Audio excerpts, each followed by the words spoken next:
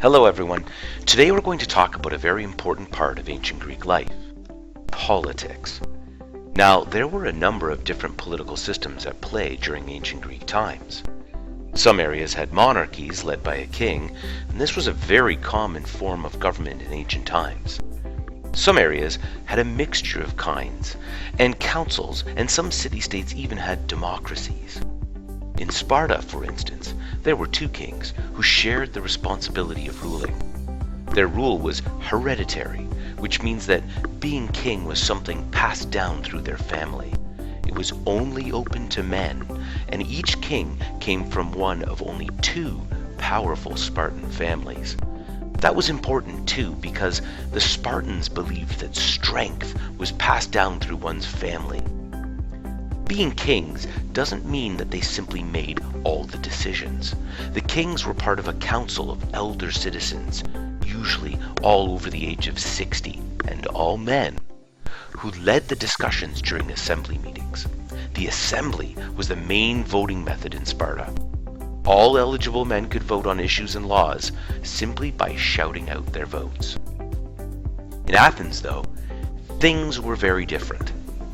It's important for us to take some time to look at Athens, because in Athens, something was happening that it would impact how we do things right now. In Athens, beginning in the 5th century BCE, a new form of government was happening. It was a government of the people.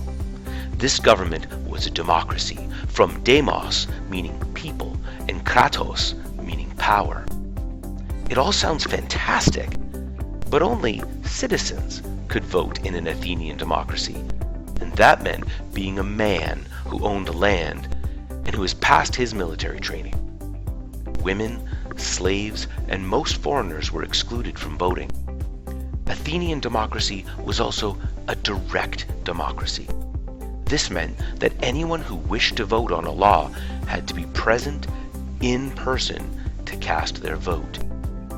This is very different from the representational democracy that we have, where we elect people to represent us in parliament and speak on our behalf. In Athens, if you wanted your voice to be heard, you had to do it yourself. Athenians took democracy seriously, and despite the restrictions they put on who could be considered a citizen, responsibility was shared. Most legal positions were done by drawing lots to avoid only popular people gaining powerful positions. If your name was drawn, the job was yours for a year. There were even limitations on how many times a person could hold the same job. The Athenians even invented voting machines, which were like tally machines into which citizens would cast colored stones to indicate how they would vote. Voting was a busy process. There were often as many as 6,000 people taking part in a single vote.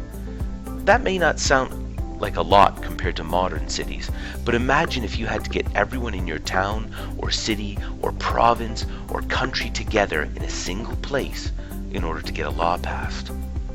Athenian democracy was a big deal because Athens was the largest city-state in Greece by far. At one point, there were over 60,000 people living there. Not a huge number by modern standards, but when you consider that the next closest city had only 15,000, it gives you a sense of how important Athens was. So, what's the big deal? Well, democracy wasn't really given much of a chance in an area where city-states were often fighting against each other all the time. Nobody knew whether or not a government that was run by everyone would be able to compete. When Athens managed to defeat the mighty Spartans, however, things changed. Suddenly, democracy was taken seriously. Like all things, the might of Athens didn't last. And there are a lot of things we could criticize about this early form of democracy. But they left a blueprint that would influence many, many future countries, including ours. Keep listening. You might just learn something.